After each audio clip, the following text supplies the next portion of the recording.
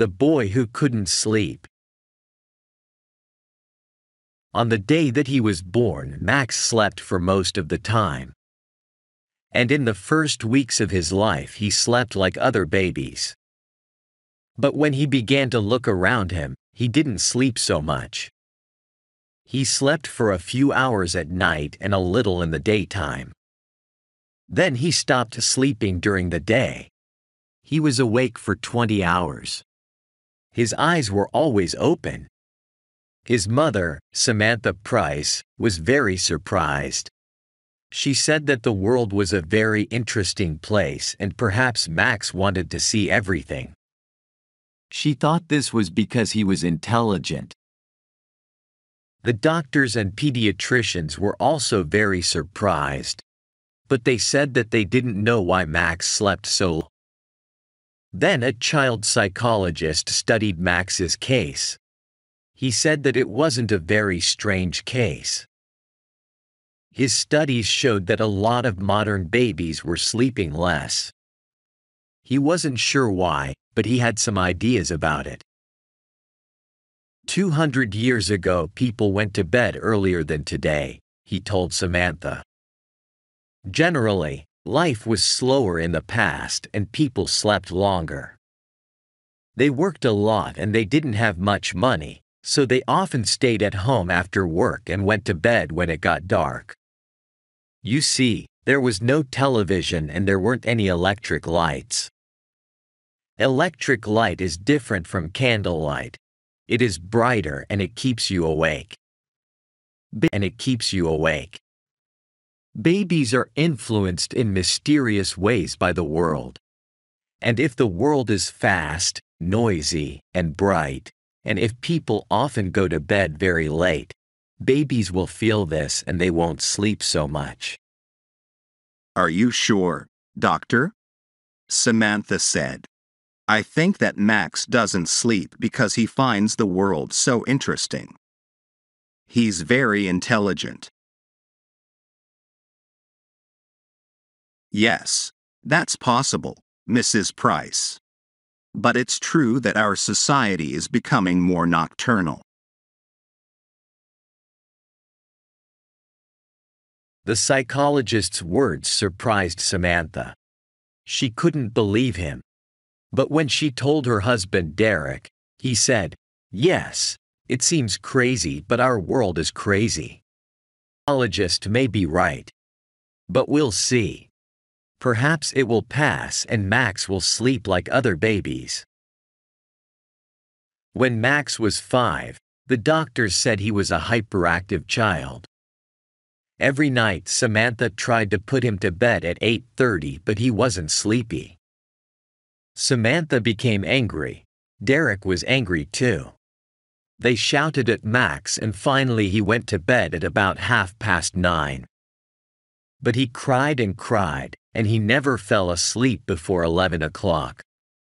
Then he woke up between 4 and 5 in the morning and he wanted to play. Samantha and Derek were always tired and nervous. When Max was 8, he slept about 2 hours at night. Now Samantha and Derek went to bed while he continued to play quietly with his toys or his computer. He did lots of things to pass the time and he didn't often feel bored. He liked the electronic light of the TV or computer. He was always in the light. If he was always in the dark for a while, he became nervous and depressed. It seemed that he needed light. "I think he's a mutant," Derek said one day, and he laughed. But he was half serious. "What do you mean?" asked Samantha. "Nature is trying to produce a new kind of human and Max is an experiment," Derek replied, laughing. "He's a child of the future." When Max was a teenager, he was awake for most of the day. At night he went to disc videos or late-night films on TV, and he listened to music. He went to school every day, but he didn't get up in the morning like other children. At school, his friends were surprised because he wasn't sleepy. And he worked hard. He liked learning new things and he read a lot of books. He wanted to know all about life and the world. When his friends asked him about this, he said, "I want to understand everything." The world is a big, interesting place and life is short. We sleep too much. Sleep is a waste of time. Samantha and Derek were feeling better now because they usually slept well. Derek accepted Max's condition more than Samantha. He said it was true that Max was different, but in other ways he was normal. He liked sport, clothes, music, and girls. "How can you say he's normal?" said Samantha. "A normal person can't always live in the light of day or electricity. Normal people can't live without sleep. It's impossible. Max must sleep or one day he will die." One evening, Samantha put some strong sleeping tablets in Max's tea to see what would happen. When he began to look sleepy, she called Derek. "Look," she said excitedly. "He's going to fall asleep." Derek was surprised and happy. "That's wonderful. Perhaps he's normal after all. You'll wake him up." After about half an hour, Max opened his eyes. "What's happening?" he said, looking around. "You fell asleep," said Derek with a big smile. "Asleep? Me?" Max looked angry. "How long?" "About 30 minutes. "Oh no. I don't want to sleep. There's too much to do and see in the world." "But how did I fall asleep?" Samantha said quietly, "I gave you some sleeping tablets." "You? What?" Derek shouted. "Give them to me, Mom," said Max. Samantha looked very unhappy. "Oh, you must sleep, Max. Why don't you sleep?" "I don't need it. When you sleep and you won't know about it. When you sleep, you can't see or hear anything. I don't like that. But everybody in the world sleeps, Max." "I know, but not me. I want to see, hear, and know. Now give the tablets to me, Mom." Slowly, Samantha put the packet in his hand. But she couldn't stop herself. She was always thinking about Max's condition. One day she wrote to a famous neurologist who was an expert on sleep. Dr. Somas answered her letter, asking if he could do some tests on Max. Max said yes. After the tests, Dr. Somas said that Max's brainwaves were different. "His brain produces very strong alpha waves," the doctor explained. "Strong alpha waves," the doctor explained. "These are the normal waves when we are awake. But his brain doesn't produce any slow waves, which are normal when we are asleep. It's strange. I've never seen this before." "So he really doesn't need sleep?" asked Derek. "Sometimes perhaps, just a little. And he is a normal, healthy person?" Samantha asked. "Yes, he is. But there is a problem. Sleep restores the body. If the brain is always awake, the body is not renewed.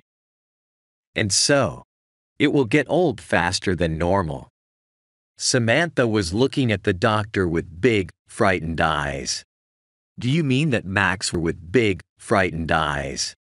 Do you mean that Max will die young?" "I don't know, Mrs. Price, but it's possible. I would like to do some more tests." Dr. Somas's tests showed that Max's body was getting old faster than normal. He was 18, but he had the body of a man of 35. Samantha and Derek were shocked. "How long will he leave?" Derek asked. "That's a very difficult question and I don't know the answer." "Oh, isn't there anything we can do, doctor?" Samantha cried. "How can we help him?" Dr. Somas was silent for a moment. "Well, I know of a drug that can make him sleep. But it's a very strong drug. If he takes it for a long time, or if he takes an overdose, it will kill him. And it is addictive. With time he will want more of it."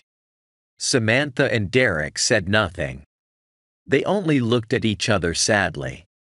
"So if he takes this drug, he will live longer, am I right?" said Derek.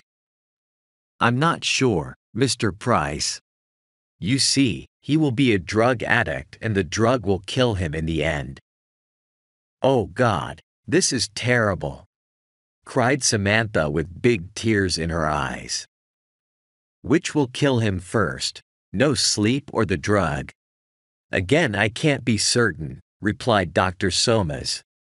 "I can only say that if my calculations are right, it seems probable that without sleep he will die younger than if he takes." Silence. Derek said, "We must tell poor Max all this and he can decide what he wants to do."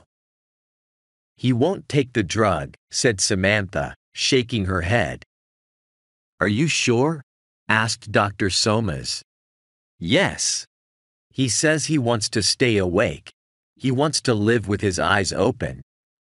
He told us that life is too short to sleep because there is so much to learn and do. He will never take any drugs. But you and Mr. Price must tell him that it's better to take the drug," Dr. Somas said. "When he understands the problem, perhaps he will decide to take it." That night, Samantha and Derek talked to Max. They told him the situation and said that Dr. Somas thought it would be better for him to take the drug. "And what do you think?" Max asked them. "We agree with the doctor," said Derek. "No," said Max. "I won't take any drugs." "Take your time, Max," said Derek. "Think about it. The answer is no. I don't want to spend half my life sleeping in darkness. I prefer to live for a short time awake in the light. The world is a miracle and I don't want to miss any of it." "But Dr. Somas said you will be dead before you are 40, said Samantha, beginning to cry. Max smiled. "The number of years I live is not important. How I live is more important. What I do and what I am is more important." Samantha was very unhappy. "Oh Max, my darling boy, please take the drug." "I'm sorry, Mum, but if I'm going to die young, I haven't got much time." So Max continued to work and play and lie fast. But he lived a quiet, clean life. He didn't smoke or drink alcohol, and he didn't eat too much. He didn't worry about small things. He didn't think about money. And he didn't waste time. He traveled a lot and looked carefully at the world and people. They interested him. And he studied hard. He was always bright and awake.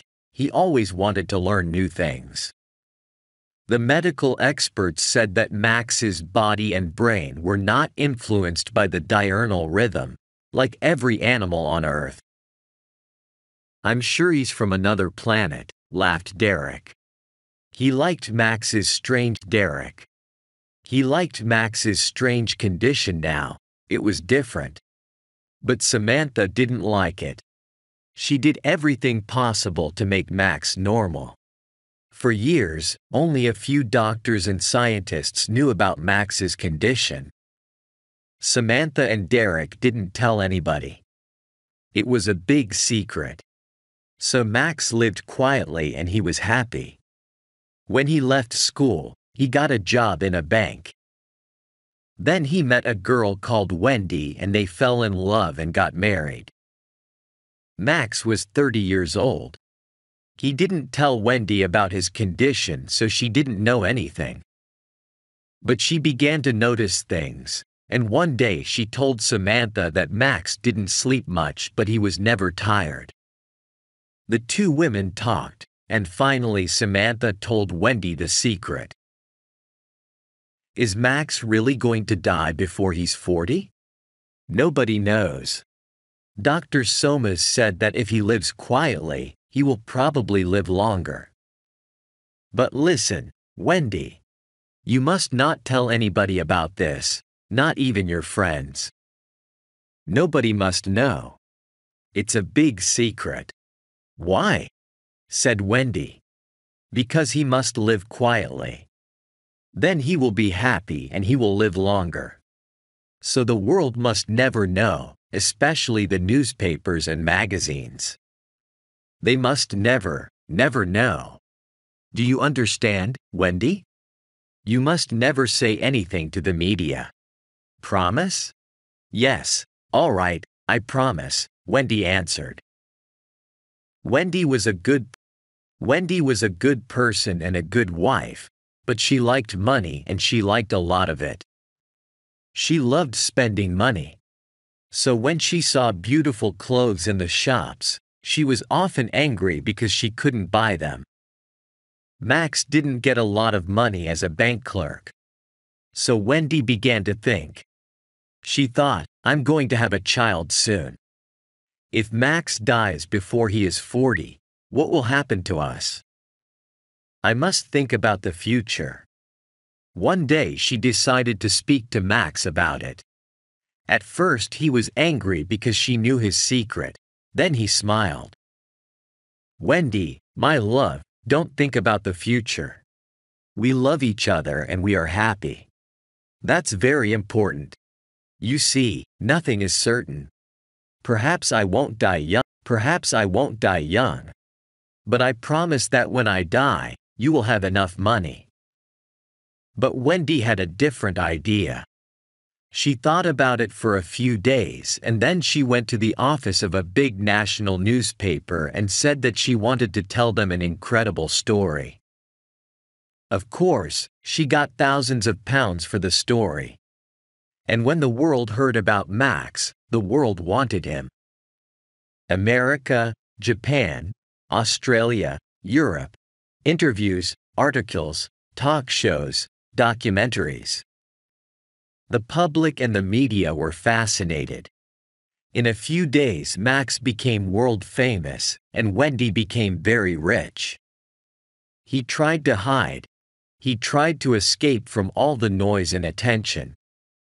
He ran away, but the media always found him. Samantha knew that this was a very bad thing for Max and she was furious with Wendy. But it was too late.